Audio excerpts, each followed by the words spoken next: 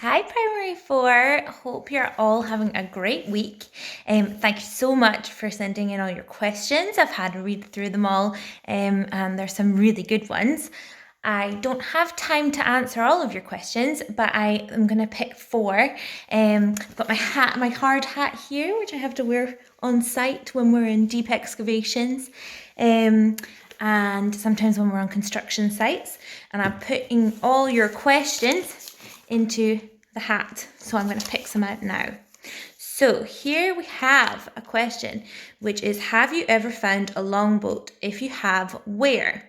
I have actually found a Viking boat burial.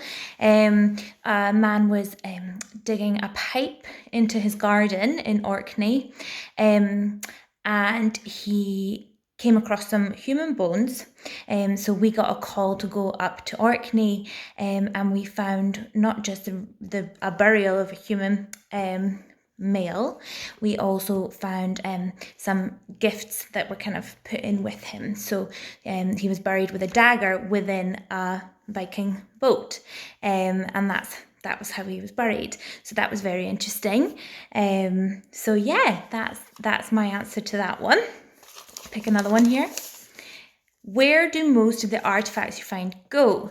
So that's a good question. We have our own lab where we do a lot of analysis and things on, so we study whatever we found, and we have people who are experts in those things.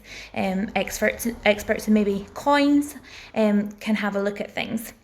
So that's where they go first, and they get cleaned up there, and then afterwards they get put into a museum, and sometimes that's just in the storage facilities at the museum, and after a while they might end up getting to go on display, which is always very exciting.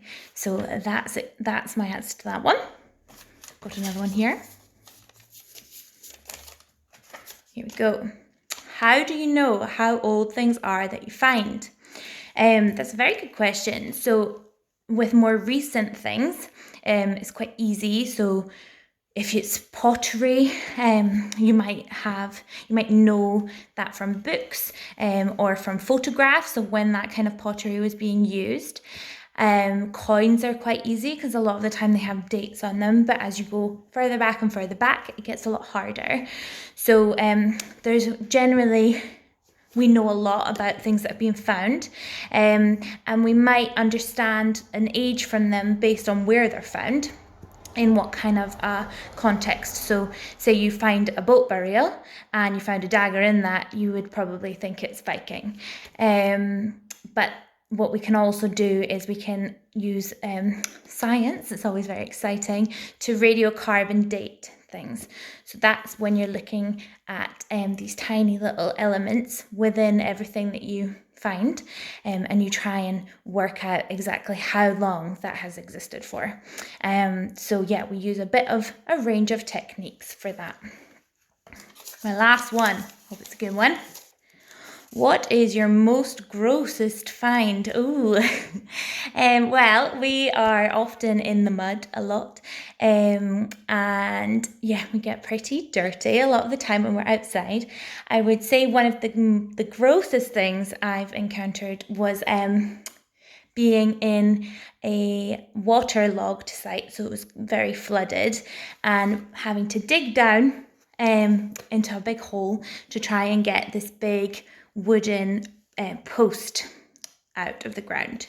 And as I was in there, I have noticed I was covered in little kind of brown baubles, I suppose. And as one of my friends pointed out to me, they are a certain type of fly that are very attracted to poo.